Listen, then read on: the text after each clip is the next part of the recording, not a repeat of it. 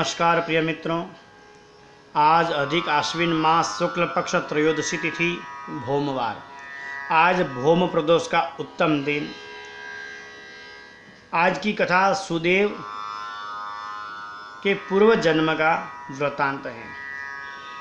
भगवान पुरुषोत्तम की कृपा से सुदेव का पुत्र सुखदेव सजीवन होकर पुनः जीवित होकर उन्हें मिलता है और गौतमी और सुदेव दोनों बहुत हर्षित होकर अपने पुत्र को गले लगाते हैं। उनकी हर्ष का, उनके सुख का, उनके आनंद का कोई पार नहीं है। उसके बाद सुदेव और गौतमी जब मानो पुरुषोत्तम भगवान के पुरुषोत्तम मास के इतने श्रद्धावान हो गए, उनके परम भक्त बन गए कि खुद भी पुरुषोत्तम मास के हर बार व्रत करते और अन्य स्नेही मित्रजनों को, स्नेहीजनों को, सबको यह बार बार महत्व समझाते पुरुषोत्तम मास का। जब तक सुदेव और गौतमी का आयुष्य था तब तक वह इस जगत में अनेक प्रकार के व्रत विधान, दान, जप, तप, पुण्य अर्चन करते रहे और अंततः सुदेव और गौतमी वैकुंठ के और प्रस्थान किए, वैकुंठ गमन हो गई। वैकुंठ गमन में उनका पुण्य प्रबल था। जब तक उनके पुण्य था तब तक वैकुंठ में रहे। पुण्य क्षय होने पर पुनः सुदेव राजा चित्रवर्मा के यहाँ पर जन्म धारण करते हैं। अब उनका नाम दृढ़धनवा के रूप में हुआ और सुदेव की पत्नी गौतमी जो किसी एक राजा के यहाँ गुणवंती के रूप में मिली और पुनः उस सुदेव और गौतमी का अर्थात राजा दृढ़धनवा और गुणवंती का मिलन होता है। दोनों राजा और रानी बनते हैं। सुखदेव और गौतमी के पुत्र सुखदेव, पृथ्वी पर उनका जितना आयुष्य था तब तक सुखदेव भी तप और व्रत करता रहा और उसकी मृत्यु के बाद सुखदेव भी वैकुंठ की ओर गया, भगवान के श्री चरणों में निवास करने लगा। अब यहाँ पर राजा दृढ़धनवा और गुणवंती दोनों ही अपने भोग विलास में, दोनों ही अपने राज वैभव में लीन हो गए, तृप्त हो गए।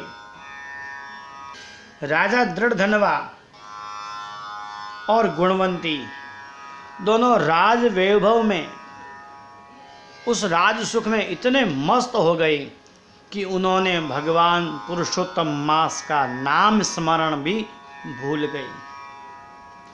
वह अपने जीवन का पथ भटकने लगे और अपने इस संसार की माया मोह में लिपटने लगे।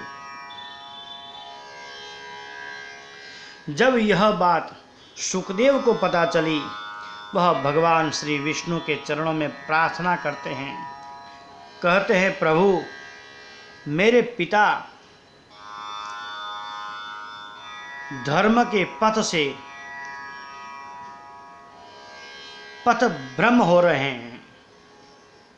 प्रभु आपकी आज्ञा हो तो मुझे अपने पिता को उपदेश देने के लिए जाना है। और प्रभु की आज्ञा से सुखदेव अपने देह को त्याग कर पिता को उपदेश देने के लिए आते हैं। कहा गया है कि जब मनुष्य अपने पुण्य कर्मों को भूलने लगता है, भटकने लगता है,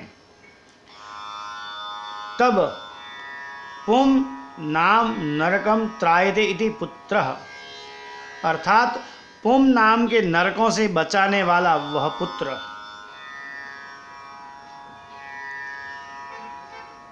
वह पुत्र अपने पिता को बचाने के लिए अनेक प्रकार के दान करता है।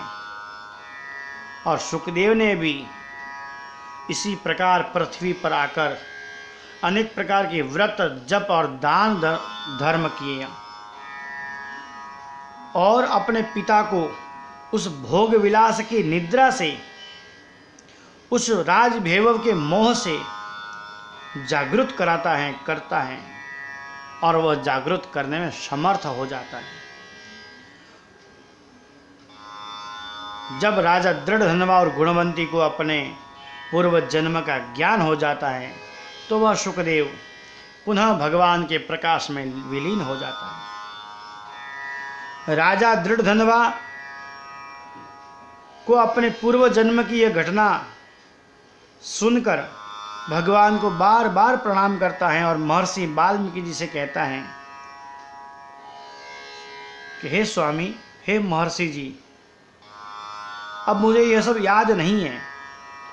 पुरुषोत्तम मास का व्रत किस प्रकार से करना चाहिए, इसकी विधि विधान कैसा है, आप हमें बताइए।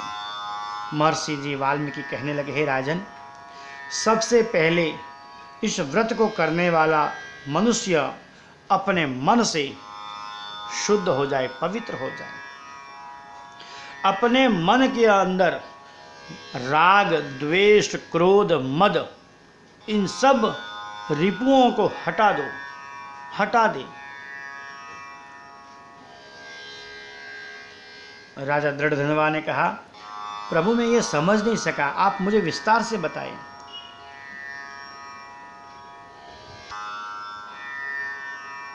महर्षि जी कहने लगे, तुम्हारे मन में क्रोध का आवेश है, मोह से तुम भगवान श्री पुरुषोत्तम को भूल गए थे, लेकिन अब तुम्हें पश्चाताप हो रहा है, इसलिए यह ज्ञान तुम्हें पुनः प्रकट होगा और पुरुषोत्तम मास के महत्व को समझाते ही उसके सारे ज्ञान के ऊपर जो पर्दा था वह हट गया और राजा दृढ़धनवा पुनः प्रकाशित ज्ञान की भांति प्रकाशित हो गया।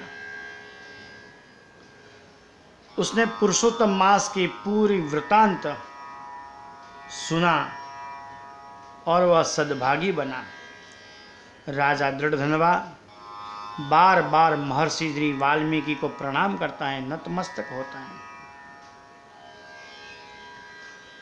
प्रिय मित्रों, आज की कथा में सारांश यही है कि हम इस जन्म में जो करते हैं यह हमारा व्यर्थ नहीं जाता।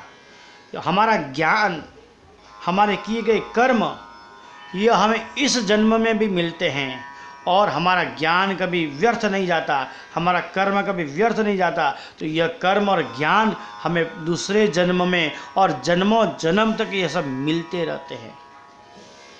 इसलिए हे प्राणियों, हे मनुष्यों, आप अपने जीवन में जो भी कर्म करें सोच समझ कर करें, क्योंकि यह कर्म हम हंसते हुए कर रहे हैं और हमको यह फल भी हंसते हुए ही लेना है। राजा दृढ़धनवा भगवान का परम भक्त बनकर जब तक पृथ्वी पर उसका जीवन है तब तक वह पुरुषोत्तम मास की महिमा का वर्णन करता रहा। श्री लक्ष्मी नारायण देव की जय। श्री राधा पुरुषोत्तम भगवान की जय। मित्रों, फ्लूट की पाठशाला यूट्यूब चैनल को आप सब्सक्राइब करें और यह कथा आप सुने और अपने प्रियजनों को यह कथा सुनाएं, जिससे सब इस कथा के भागीदार पुण्यदायक बने। तो धन्यवाद।